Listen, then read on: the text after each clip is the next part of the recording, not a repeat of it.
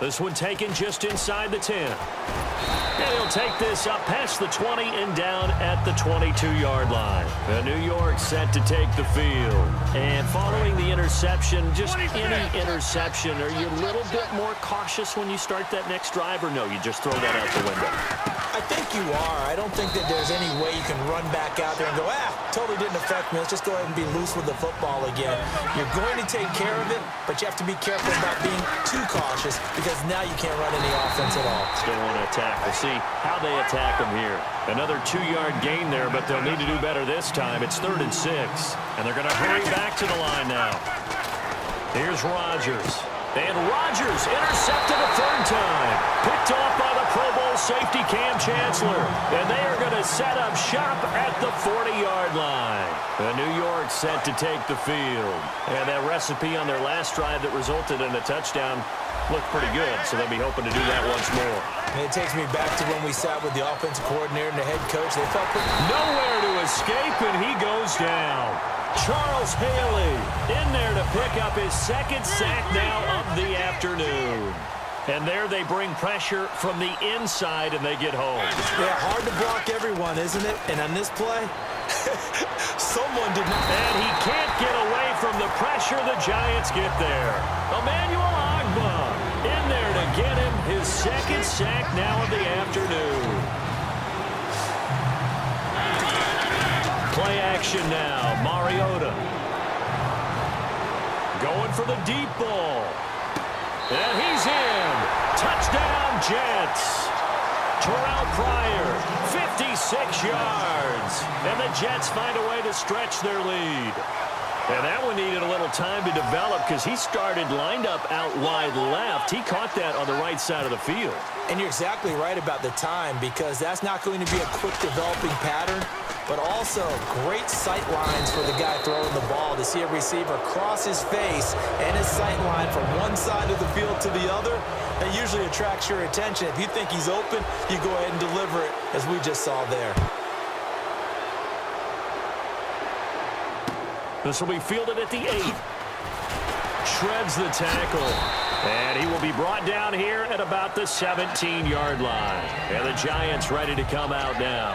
And following the interception, we'll see what they can put together on this drive. I can hear my old college coach right now. He always used to tell us before every game, the team making the fewest mistakes will win. What they're hoping is that that last mistake is their only one of the game. Coaches, that's all they talk about, turnovers, right? Minimizing those and maximizing opportunities. Well, partner, I think the defensive fellas got the memo, and they decided to cover him on that play. Yeah, he's already up over 100 yards in this game. They tried a deep shot, couldn't get it. Yeah, when you've had that much success, finally. Some pressure from his right, and he goes down hard, flat on his back. Around 2 minutes to go, and if the D can hold him, that'll end this one. We always think about the offense attacking. In this case, I'm looking for the defense to do the same. Play action. Now it's Rodgers. And this is going to be incomplete. When you see passes knocked down by those guys I call the frustrated fullbacks, the linebackers, you know that in their zone coverage, they were able to drop, see the ball thrown, and react to it very quickly. They'll look to throw. Finding time. And, a crusher there as it's intercepted. Picked off by... And he brings this one back. It's a pick 6 and a Jet touchdown. So they go on 4th down. Not only do they not get it, it turns into 6 points the other way. Disastrous. And many people think you should just go ahead and knock it down in that situation. Turn it over for the offense. But I had a defensive coordinator recently tell me, we see that as a passive play. We don't do that anymore. We want the ball in our hands, and we want to head the other way. It's probably also instinct a lot of times. If you see a lot of green grass ahead of you, go ahead and grab it. It's the exact right play to do. That's knowing when to break the rules and when to make a play that maybe you hadn't been taught. It's caught inside the 5. And he'll get into the end zone as the 2-point conversion is successful.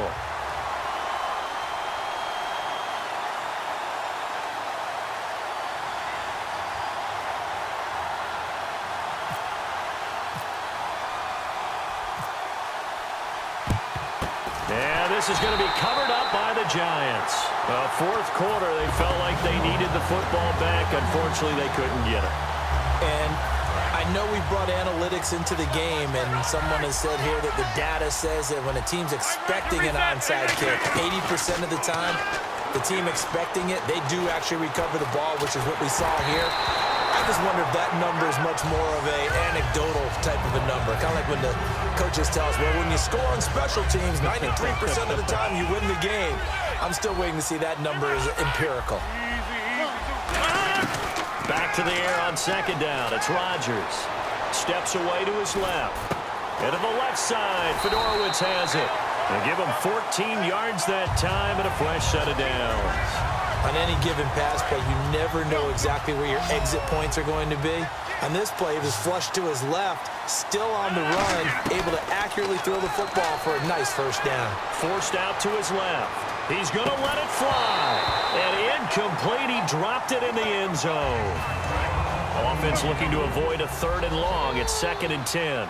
After all the preparation, all the practice, a play like that will absolutely break your heart. They had everything they wanted, just unable to complete it.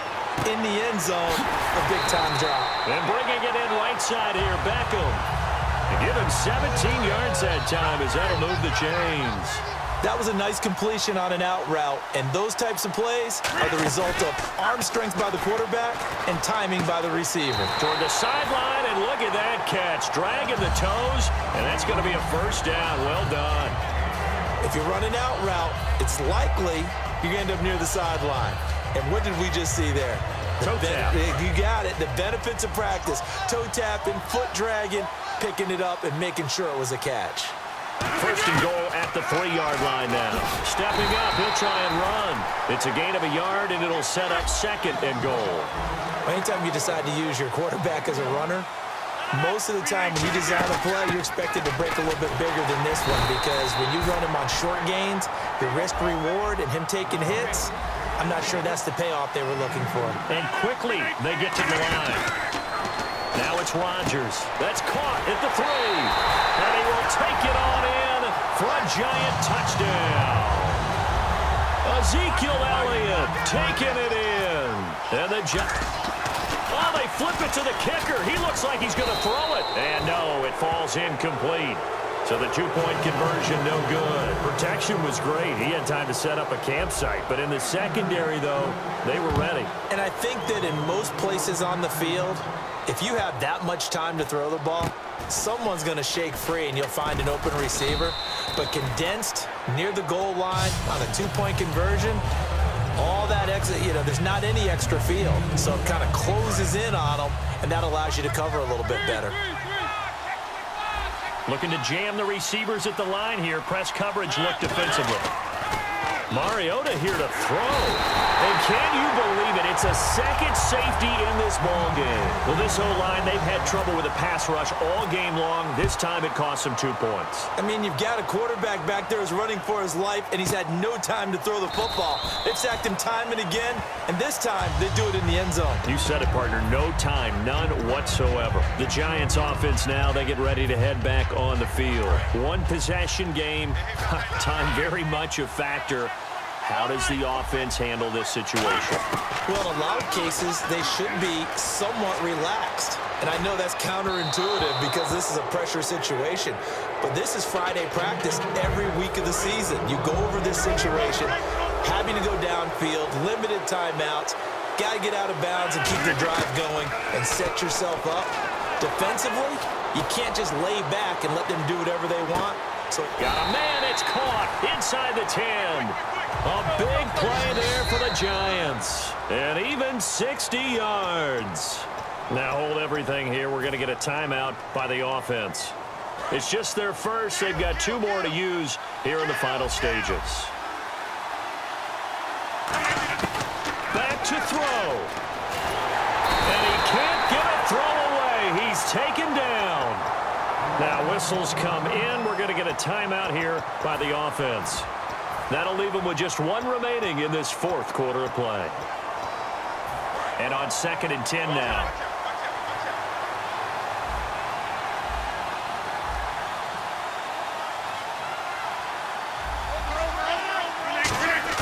Back to throw.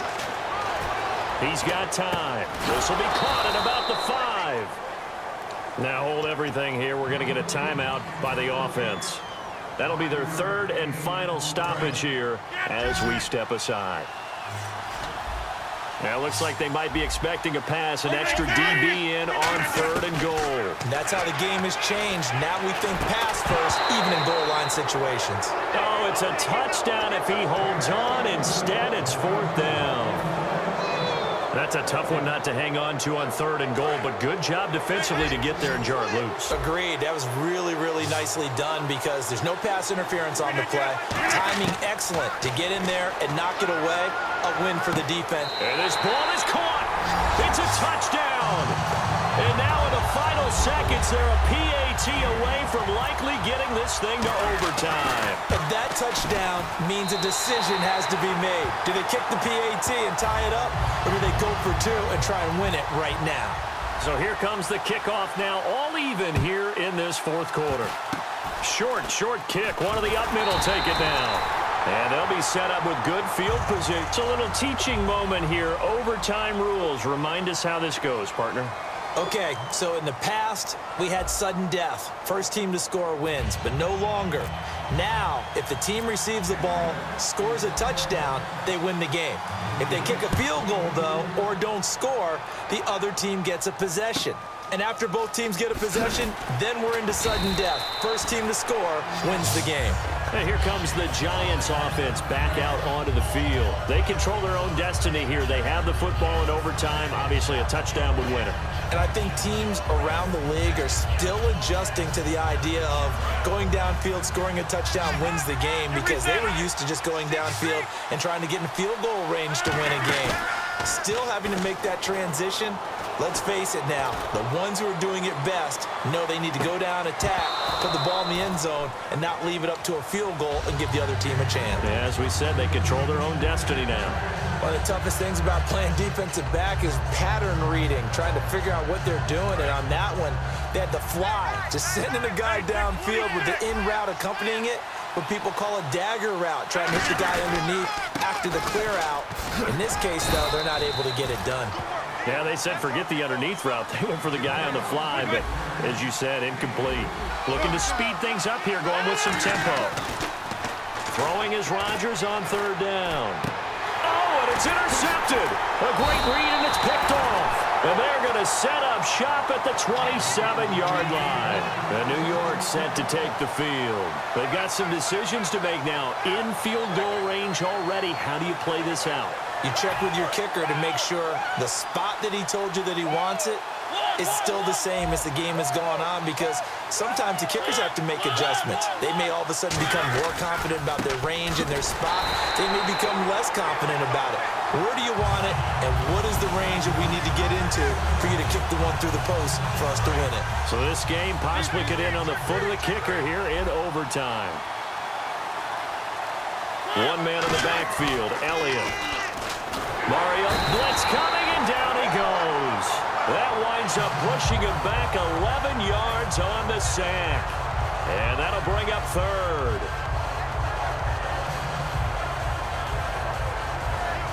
And the O-line will have to do a better job protecting here on 3rd down after that sack. They'll run it now out of the gun. And he works it to the 30-yard line here, right at the 30.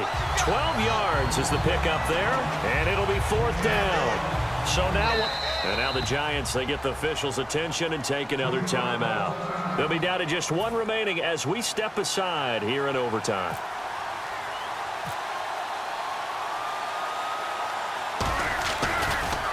Oh, they get to the football. It's blocked. It's picked up. A live ball here, remember. And, partner, right away, I'm brought back to the words of my special teams coach when I played in college. Sometimes you just have to want to go block a kick. And here with a chance to win the game in OT on the O-line, you got to max protect. It's amazing, isn't it? You spend all that time in practice, you go over all the different possibilities, and with the game's on the line, someone leaks through, and now you got a block kick. And he's across the 40, 3 extra yards to the 43. It's a pickup of 4, and it'll bring up 2nd down. They're going to hurry back to the line now. Throwing now is Rodgers. We always like to talk about defense in terms of levels. First level defensive line, second level. And this will be caught. Touchdown!